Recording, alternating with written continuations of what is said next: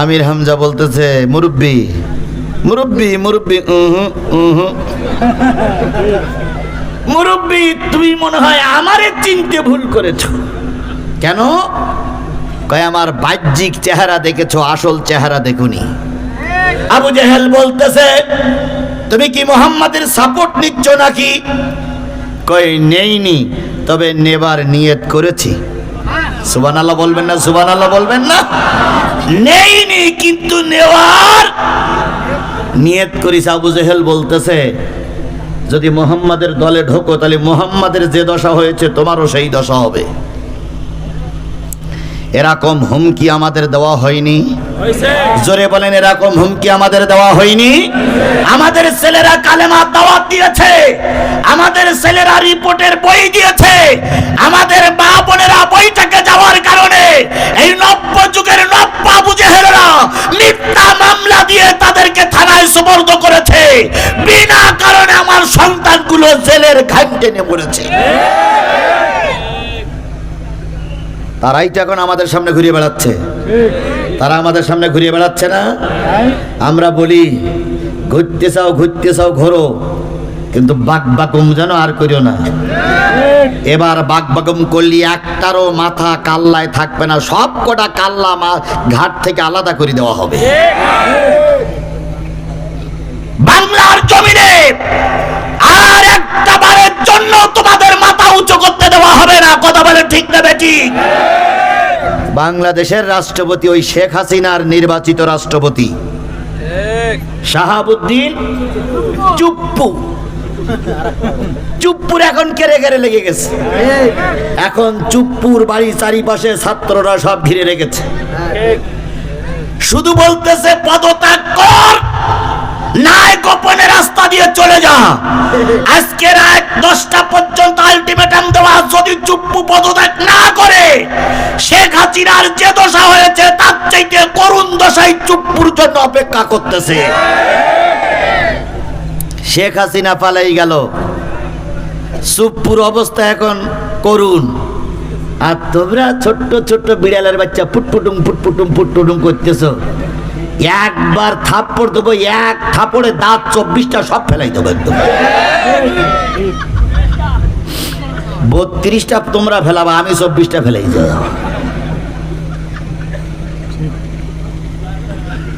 ছাগলের 3 নম্বর বাচ্চারাই আগে বাকবাকুম করতো। কথা বলেন ঠিক না ঠিক? সেই ছাগলের 3 নম্বর বাচ্চারা এখন আগান বাগানে ঘুরতেছে। তোমরা বাজারে ঘুরতেছো, আমরা দেখতেছি। তোমরা চার দোকানে চা খাওয়াচ্ছ, আমরা দেখতেছি। তোমরা বউ নিয়ে ঘুরে বেড়াচ্ছ, আমরা দেখতেছি। একবারও বাকবাকুম করো না, প্রত্যেকটার কাল্লা আলাদা করে দেওয়া হবে।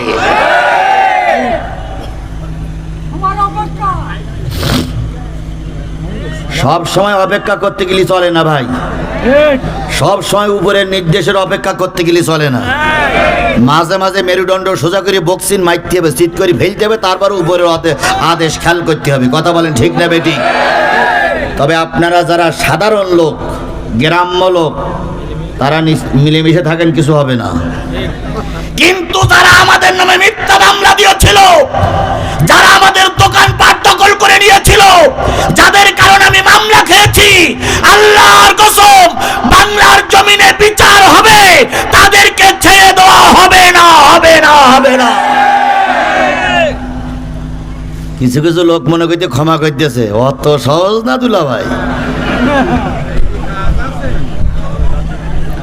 ওদেরকে যদি ছেড়ে দেওয়া হয় সাইদির আত্মা কষ্ট পাবে, ওদেরকে যদি ক্ষমা করে দেওয়া হয় হেফাজতের আলেমরা কষ্ট পাবে, ওদেরকে যদি ক্ষমা করে দেওয়া হয় পিলখানার সেনারা কষ্ট পাবে, ওদেরকে যদি মাফ করে দেওয়া হয় 1600 ছাত্র ছাত্রী জীবন দিল, এদের আত্মায় কষ্ট পাবে।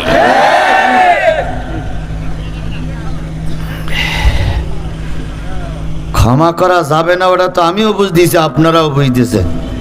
কিন্তু এখন যদি সব মরে যায় তাহলে তো জানাজা পড়া লোক থাকবে না। এই জন্য আমরা আস্তে আস্তে করে ধরতেছি, একসঙ্গে সব ধরার নিয়ত আমাদের নেই। আমাদের আর একটা দেশের নেতা ছিল সাইদুল হক সুমন, ইউটিউবার। শ্যামালো আজকে কট, গতকালকে মনে হয় কট হয়েছে।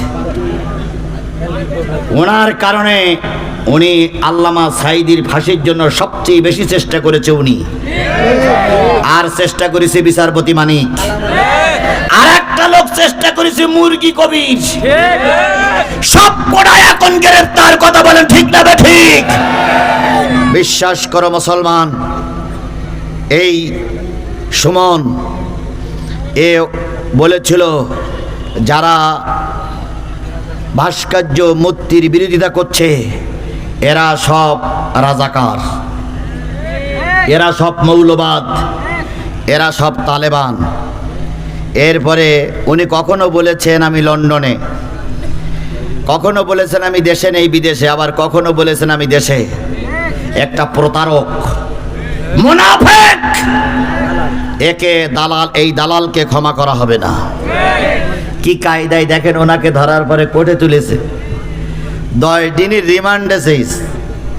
এখন ওনার উকিল বলতেছে আমার সুমনের জন্য মহামান্য আদালত শুনিয়ে বুঝে খুশি হয়ে 5 দিনের রিমান্ডে দেশ।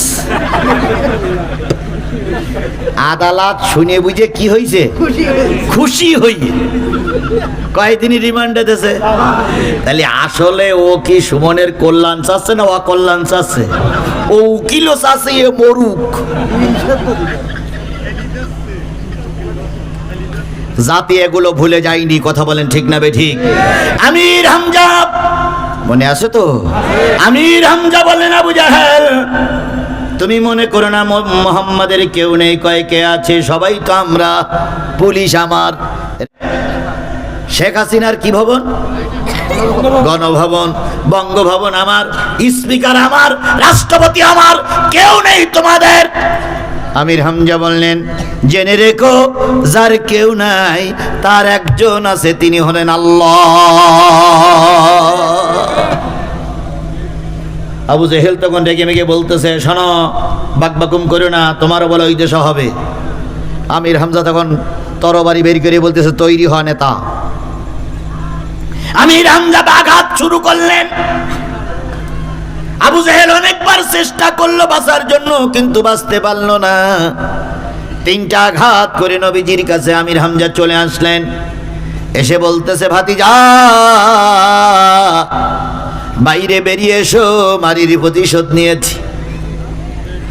নবীজি বাইরে এসে বললেন চাচা কিভাবে প্রতিশোধ নিয়েছেন? কয় তোমাকে কয়টা মেরেছে? কয় 3টা। আমিও 3টা মেরেছি, রক্ত এখন ছটফট করতেছে, তুমি খুশি হয়ে যাও। নবীজি বললেন চাচা মারির শোধ মারি নিয়েছেন, খুশি হবার কথা, কিন্তু আমি খুশি হতে পারলাম না। একেবারে যে খুশি হইনি তা নয়, তবে তাকে মেরেছেন এর চাইতে বেশি খুশি হতাম যদি আপনার জবানে শুনতাম লা ইলাহা ইল্লাল্লাহু মুহাম্মাদুর রাসূলুল্লাহ। আমির হামজা বললেন ভাতিজা তোমার মুখ মলিন আমি সহ্য করতে পারি না, তুমি যদি আমি কালেমা পড়লে তুমি যদি খুশি হয়ে যাও, আল্লাহ সাক্ষী, ঘরের ভিতরে বৌমা খাদিজা সাক্ষী, তুমি সাক্ষী, আমি তোমাদের 3 জনের সামনে কালেমা পড়ে মুসলমান হয়ে গেলাম। তাহলে নবী কি প্রতিশোধে বিশ্বাসী? জোরে বলেন নবীজি প্রতিশোধে বিশ্বাস করেছেন, নবী ক্ষমায় বিশ্বাস করেছেন। আমাদের নেতারাও বলেছে ক্ষমা করে দিলাম, কিন্তু ক্ষমা করে দিলাম কিন্তু, তাহলে কিন্তু থাকলে তার ভিতরে একটা অনেক কথা আছে না ভাই? ক্ষমা করে দিলাম কিন্তু, সুতরাং আমরাও ওই কথার সঙ্গে একমত। সাধারণ যারা লোক ছিল তাদেরকে ক্ষমা করে দিলাম, কিন্তু যারা আমাদের নামে মামলা দিয়েছো, যাদের কারণে আমরা জেল খেটেছি, তাদেরকে গুনে গুনে বেরি করা হবে। তাহলে সেই নবীর আদর্শে আমরা আদর্শিত, এই জন্য নবীর নামে দুরূদ আর সালাম সকলে মিলে বলছি সাল্লাল্লাহু আলাইহি ওয়াসাল্লাম। বন্ধুগণ, মাহফিলটার নাম আছে তাফসিরুল কোরআন মাহফিল। কি মাহফিল? কোরআন থেকে আলোচনা হোক, এটা কি আপনারা চান? সবাই চান? আরো জোরে বলেন, সবাই চান? তাহলে আমিও কোরআন থেকে আলোচনা করতে চাই। সূরা নেসার একটা মাত্র আয়াত তেলাওয়াত করেছি, ওই তেলাওয়াতকৃত আয়াতটার পরে ভিত্তি করে কথা হবে। নারী পুরুষ যে যেখানে আছেন, বাজারে ঘাটে দোকানে, আমার কাছ থেকে মাত্র 5টা মিনিট এবার আলোচনা শুনবেন। আলোচনা শোনার পরে যারা যারা দোকানে থাকবেন থাকবেন, যারা যারা বাড়িতে থাকবেন থাকবেন, যারা যারা এখান থেকে চলে যাবেন তারাও চলে যাবেন। আমার আর মাত্র 5টা মিনিট সময় আপনারা দেন। দোকানে বসারিতে মা বোনেরা সবাই শুনুন। আল্লাহ বলতেছেন যে ওয়াইজা কুরিয়াল কোরআন ফাসতামিউ লাহু ওয়া আনসিতু লাআল্লাকুম তুরহামুন। যখন তোমাদের সামনে কোরআন পড়া হবে তখন এই কোরআনগুলো তুমি যদি মুসলমানের বাচ্চা হও চুপচাপ বসে বসে শোনো। কোরআন পড়া হলে সেই কোরআনগুলো যদি মুসলমানের বাচ্চাও কি করে বসে বসে শোনো, চুপচাপ বসে বসে শোনো। যারা বাজারে আছেন দোকানে আছেন, যদি মুসলমানের বাচ্চা হন, যদি জন্মের সময় বৈধ বাপ দ্বারা আপনার জন্ম হয়ে থাকে, মার বাবার যদি কলেমার মাধ্যমে বিয়ে হয়ে থাকে, তাহলে আল্লাহর কোরআনের আলোচনা চলছে, চায়ের দোকানে বাদামের দোকানে তুমি মুসলমানের সন্তান থাকতে পারো না। যদি থাকো তাহলে বুঝতে হবে তোমার জন্মের ভিতরে নিশ্চয়ই কোনো ভেজাল।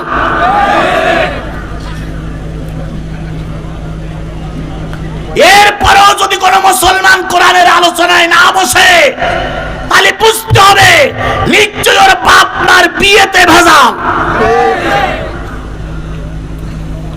এই জন্য আমি আপনাদের কাছে 5 মিনিট সময় দিলাম, যে যেখানে আসেন কোরআনের মাহফিলে এসে বসুন। না, কিছু দেওয়া লাগবে না। এবারে চলুন হাদিসে আল্লাহ নবী বলেন, মান কারাল কোরআন ফাস্তাজহারাহু ফাআল্লা হালালাহু ওয়া হাররামা হারামাহু আদখালাহুল্লাহুল জান্নাহ ওয়া ইয়াশফাউ ইয়াওমাল কিয়ামাতি আশারাতিন কুল্লুহুম কদ আযাবাত লাহুমুন নার। যেই ব্যক্তি কোরআন পড়বে আর যারা ওই কোরআন শুনবে আর ওই কোরআন থেকে ভালো ভালো জিনিস হারাম হালালগুলো গ্রহণ করে হারামগুলো পরিত্যাগ করবে, হালালগুলো গ্রহণ করে 3.5 হাত বডির ভিতরে আমল করবে, আল্লাহ নবী বলেন ওই ব্যক্তি আমল করা অবস্থায় মৃত্যুবরণ করবে, নারী হোক আর পুরুষ হোক, সে যাবে আল্লাহর জান্নাতে।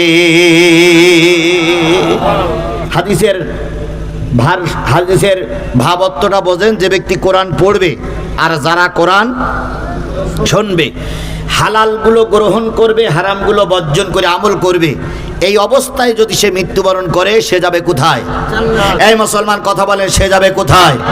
তাহলে আল্লাহ রসুলের কথা কি মিথ্যা? জোরে বলেন, আল্লাহর রসুলের কথা কি মিথ্যা? আল্লাহ নবী বলেন শুধু সে একা একা জান্নাতে যাবে না, তার পরিবারের 10 জন লোক নিয়ে জান্নাতে যাবে। কোন 10 জন লোক? যেই 10 জন লোক ইতিমধ্যে জাহান্নামে চলে গেছে কিংবা জাহান্নামের হুকুম জারি হয়েছে, এই 10 জন লোককে ওই ব্যক্তি নিয়ে আল্লাহর জান্নাতে যাবে। আমরা সবাই ভেস্তে যেতে চাই না দোজখে যেতে চাই? আমার বাপ মা বউ ছেলে মেয়ে ভেস্তে যাক, এটা কি আমরা চাই? যদি চাই তাহলে আজকের কোরআনের মাহফিলে বসতে হবে। আপনিও জান্নাতি, আপনার পরিবারের কয়জন লোক জান্নাতি? ওরে বাবা, আমল করুন, কাজে লাগবে। মোনাজাত করে কাজ হবে না, আমল করে কাজ করুন। এই জন্য আমরা জান্নাতে যেতে চাই, আমার পরিবারকেও জান্নাতে নিয়ে যেতে চাই।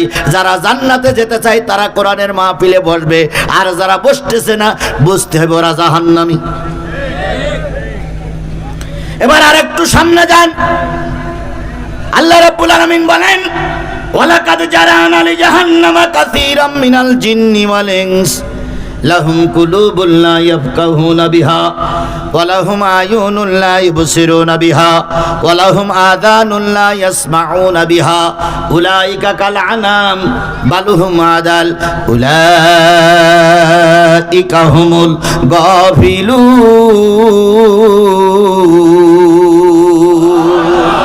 কিয়ামতের দিন মুসিবতের কানে, যেদিন জান্নাত দেখা যাবে জাহান্নাম দেখা যাবে, একদল মানুষ জান্নাতে চলে যাবে আর একদল মানুষ জাহান্নামে যাবে। জিনদের ভিতরে একদল মানুষ জান্নাতে যাবে আর একদল মানুষ জাহান্নামে যাবে। যারা জাহান্নামে যাবে অনেকগুলো দোষের ভিতরে তাদের একটা দোষ, লাহুম কুলুবুন লা ইয়াফকাহুনা বিহা, তাদের অন্তর আছে কিন্তু অন্তরে জায়গা নাই। কিসের জায়গা নাই? এই মুসলমান কথা বলেন কিসের জায়গা নাই? খালি বুঝতে হবে যাদের তেলে কোরআন ভালো লাগে না তারা যাবে কোথায়? আরো জোরে বলেন তারা যাবে কোথায়? আয়ুনুল্লাহ ইবসিরুনা বিহা, তাদের চোখ আছে কিন্তু চোখ দিয়ে তারা দেখে না। কি দেখে না? আরো জোরে বলেন কি দেখে না? আরো জোরে বলেন কি দেখে না? শুধু কোরআন দেখে না, না কোরআন ওয়ালাদেরও দেখে না।